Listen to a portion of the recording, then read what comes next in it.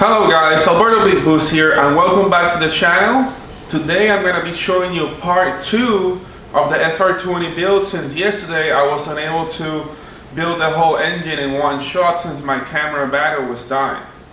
In today's video I will be covering how to properly set the timing on the SR20. This includes timing chain timing, crankshaft position, and also how to set your cam position sensor. I will also be covering how to simplify the coolant lines under the intake manifold so you can make this a lot easier than factory. Also, I have some other brackets that support the intake manifold to the plug removed, so it's a lot easier access when you're working with your car. I will also be covering how to simplify the coolant lines underneath the intake manifold. Those are very difficult at times. There's too many things going on that you don't really need. Also, how to simplify the whole bracket stuff, everything that you don't need, just the essentials that the SR20 should have, so if you have any issues with the car, you can service it in the least amount of time as possible. When you have too many things cluttered up in there, it makes it very hard and it takes too long when you're gonna be fixing an issue with your car, especially if you're at the track and you have limited time to fix it. This kind of things you'll be glad you did. I'm going to start first by showing you how to properly set the timing chain timing on the SR20. First of all, we want to find top dead center. You're gonna be looking at this little lines right here on the crankshaft pulley, and you're gonna be looking at the first, no, but the second one is gonna be top dead center and it's highlighted in white.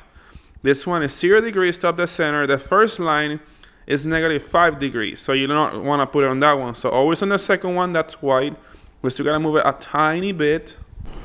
We just put a 27mm socket with a wrench and we're gonna move it just a little bit.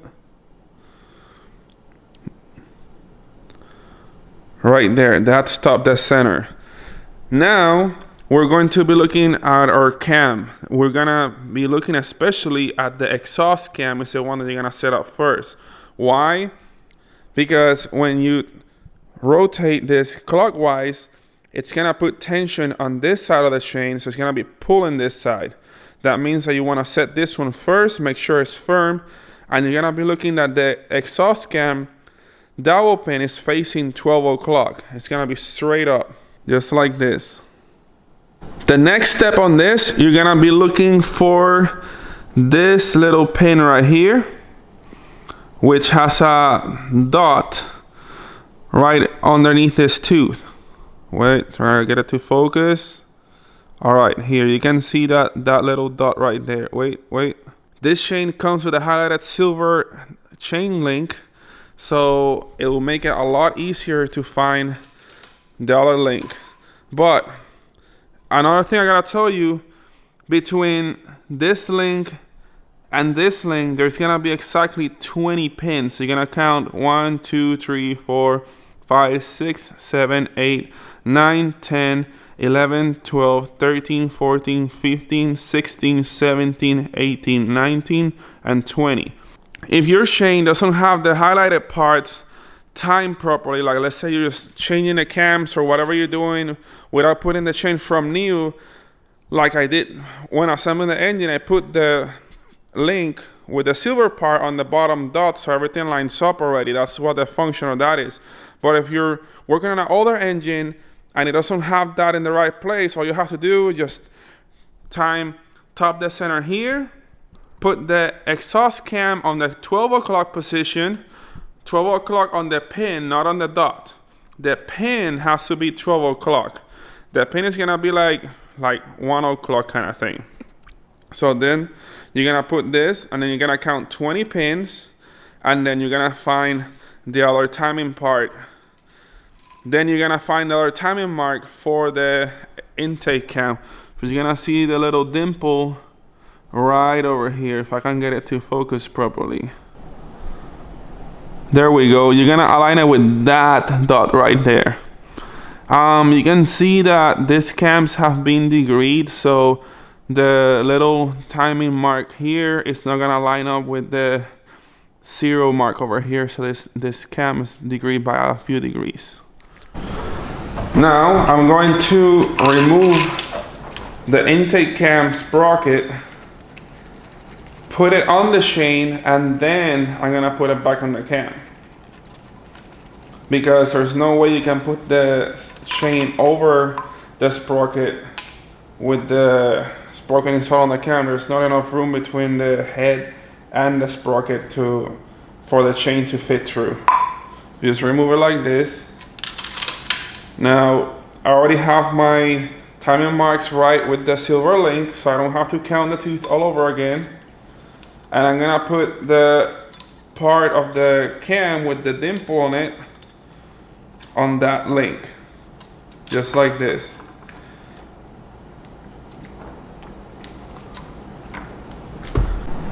I put my sprocket back in after moving the cam a little bit. Now we reinstall the bolt. One thing I like to do for comfort is that I want to rotate the engine 2 revolutions. That way I can make sure that everything lines up properly afterwards. Very importantly, make sure to install your timing chain tensioner before spinning the engine. We're using on this build a Massworks solid tensioner. So instead of being the hydraulic unit that is prone to fail at high RPMs, we're using a solid one. That way we have set up the correct chain slack, and then we're able to keep it solid. That way it doesn't jump timing like it does sometimes when you're running a hydraulic unit.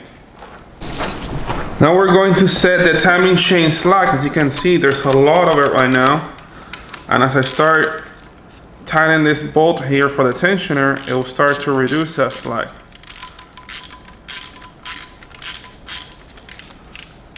Oh, wait.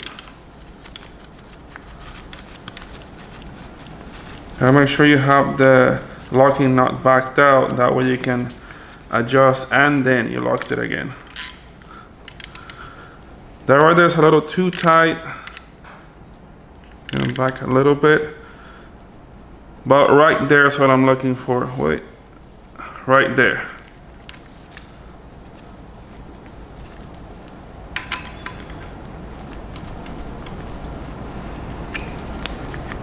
We're looking like 1/4 of an inch of slack right here. That's pretty much where we want. That's pretty much what I want. Now that I have the timing chain locked in place, I'm gonna go ahead and tighten this locking nut and leave it.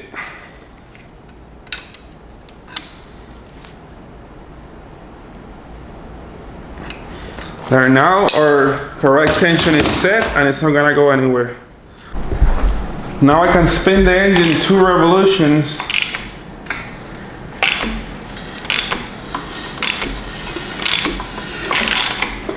Oh, we got good compression here, huh? That's one. Once I reach the mark the other way, cams are gonna be facing 180 degrees out. So I'm gonna turn it one more time and the cam should be back to proper timing.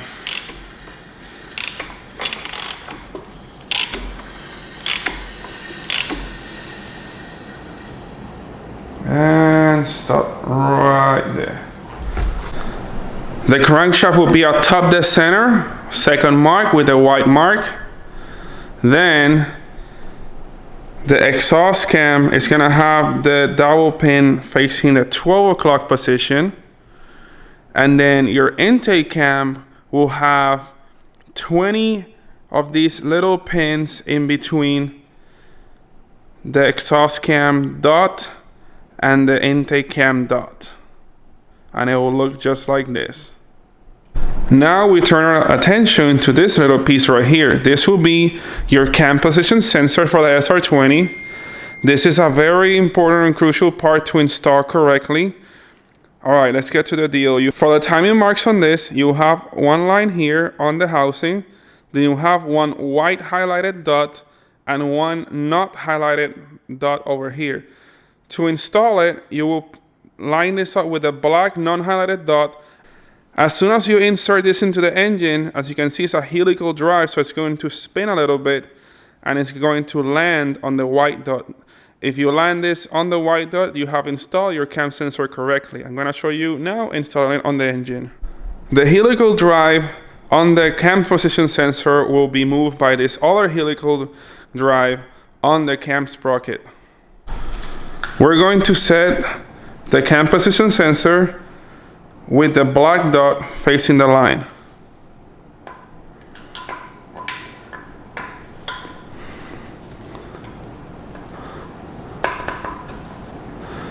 Another thing you want to do, you want to have this hole right here pretty much in the center of this slit.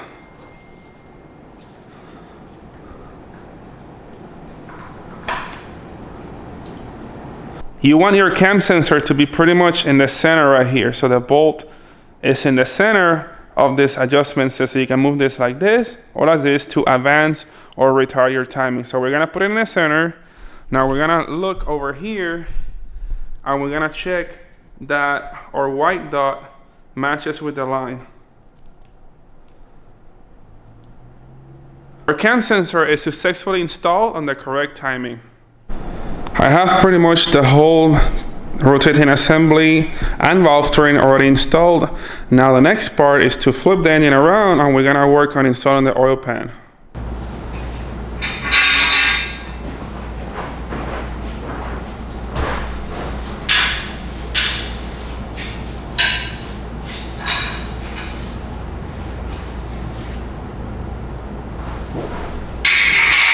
You need to make sure that the block surface on the bottom is clean and free of oil before reinstalling your oil pan.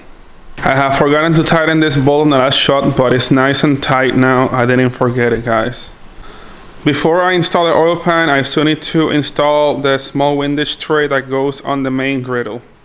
This part will go over here like this. The purpose of the windage tray is to allow the oil to drain from the crankshaft, but not allow it to splash back on the crankshaft. It's like if you hit your hand against water. The harder you hit it, the more resistance it puts up. So imagine the crankshaft spinning at 8,000 RPMs and it were to hit with oil. So the windage tray allows it to keep the oil away from the crankshaft and moving parts, so that doesn't happen. Now it's time to apply some Permatex Ultra Gray silicone to the oil pan so we can install it on the engine.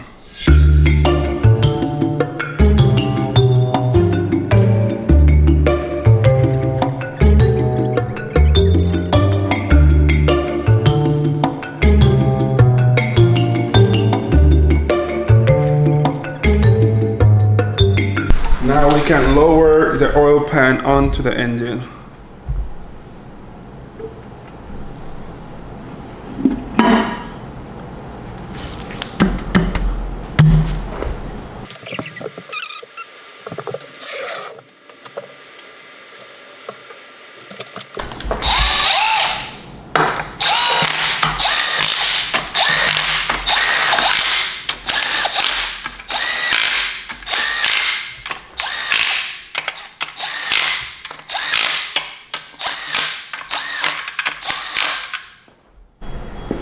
Oil pan is tight. Now we're going to install the bottom windage tray. It doesn't have one, but two on the SR20.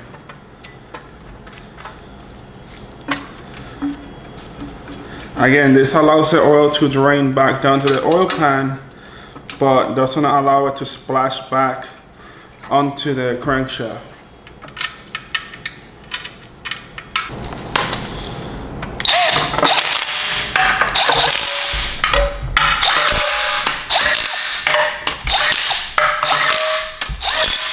This oil pan is particularly difficult to install. You have to install it like this because it has this little trap door, so you flip it around, they want to open and they'll get stuck the wrong way. So I like to just flip the engine, put it on like this, get it in place, put one bolt on each side, then I can flip the engine around and continue with the rest of the bolt installation.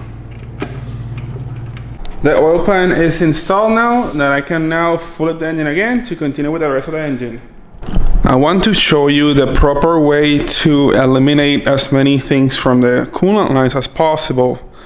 Here you have the water neck that goes on the passenger side of the head. It also has hoses that go to the heater, which as you can see are bypassed. You must retain the idle air controller and coolant lines in order to have proper idle control. If you don't put these lines back up, the car will rev to like 1500 or 2000 RPM, which had happened to me on previous SR20 builds, and I was wondering why until I found out it was because I deleted this coolant line. So don't delete these lines if you are planning to still use a factory idle air controller. This line back here goes back to the thermostat housing. Then you have the throttle body coolant lines that, as you can see, I made this little loop that goes back over here. This way you simplify the system and there's as few hoses as possible while returning all the necessary hoses that you need for the engine to work properly. If you have not seen this in previous videos, I installed an oil cooler on Adam's engine. So I deleted the factory oil block for the oil filter and I installed this ISR oil block that supplies two 10 AN lines. It has the orifice for the stock oil pressure switch, also has another orifice for oil pressure gauge here as well. Then these lines run all the way across to this thermostatic oil filter adapter, which is made from Gredi. It has oil filter goes on this side. It's away from the manifold. The manifold is like all the way over here, so you don't have to worry about burning the filter. It's actually the nicest place I could put this. So it has 4 fittings. Why? 2 go to the engine, 1 in, 1 out. The other 2 hoses will go to the oil cooler. Then inside it has a thermostat that allows the engine to run in bypass of the oil cooler until it reaches a certain temperature, and then the thermostat opens and allows flow to the oil cooler to cool down the oil.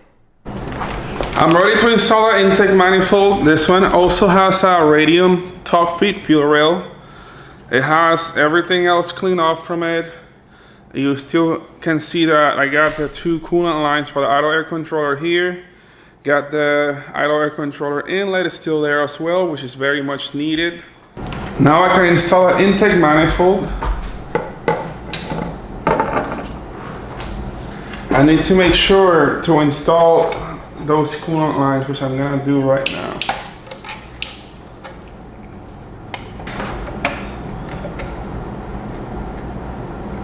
Now those lines are connected, I can go ahead and install the mounting hardware.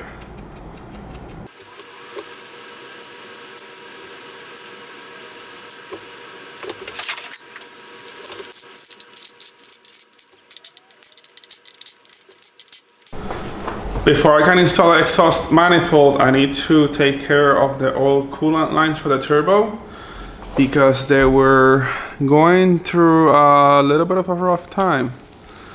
As you can see, these lines have seen better days. They're like a little bit melted. Look at this.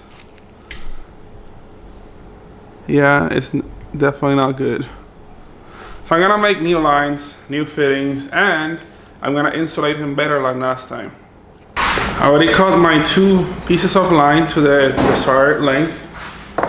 Then I'm going to be using this nice Red Horse black fittings. To install it, it's very easy. Just undo this part. It's a very long thread. Then you're gonna have this part, but we're gonna be working with this. You want to get the line inside this all the way flush inside, but you see that little concave part here is so all the line goes in and all the fibers don't like come out. Everything has to go inside the fitting.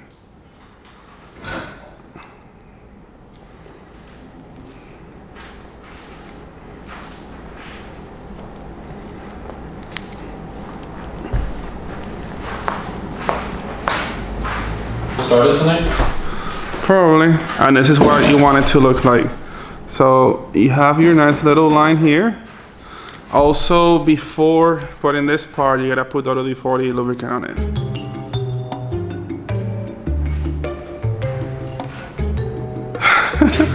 I didn't realize you could see me. Take the line, little sip in there, and then also a little bit on this. I tried actual AN fitting lubricant before, but I don't like it as much as I like WD-40. WD-40 always works pretty good, so I'll stick to that. Stick with what works, right? All right, perfect.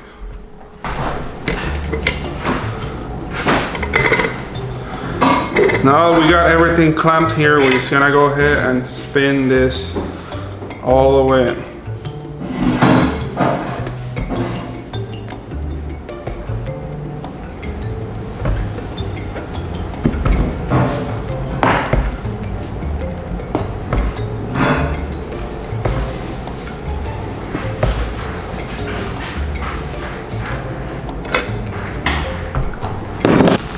And our first fitting is installed. This is what you want it to look like.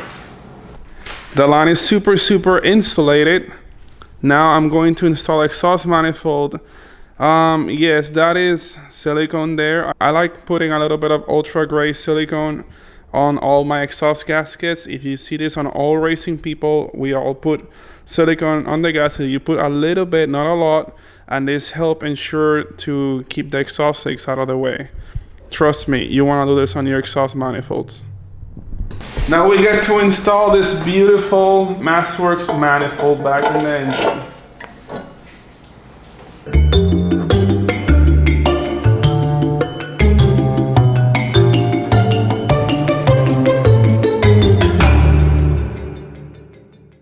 The exhaust manifold is fully installed. Over here you can appreciate the flange. Very important, start from the inside and work your way outwards. So you're gonna start tightening the two middle bolts, then this one and this one, then you're gonna go to the outer ones after that, then lastly the outer flange studs. So then you're gonna go again. You're gonna go to this thing like probably like 10 times until you get the manifold fully seated and properly tightened. Almost forgot to tell you that we need to torque the camshafts to 101 foot-pounds of torque and the crankshaft pulley bolt to 105 pounds of torque. So we're gonna start with the cam.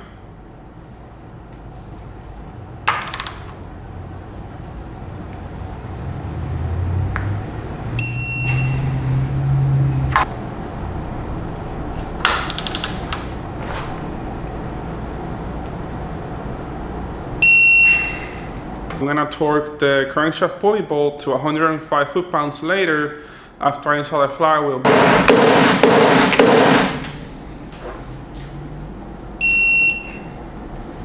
Finally, I was able to torque this thing after installing the new flywheel on the car, so on the engine.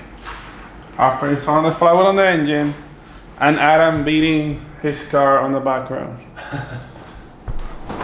Well guys, there you have it. We have a fully assembled engine ready to go. Now all I got left is to put the transmission on and drop it in the car, but I won't be covering that in this video. Well, that's it for today. Thank you guys for watching. I hope you learned something. I'll see you guys tomorrow. Well guys, there you have it. We have a fully assembled engine ready to go. Now all I got left is to put the transmission on and drop it in the car, but I won't be covering that in this video. Well, that's it for today. Thank you guys for watching. I hope you learned something. I'll see you guys tomorrow.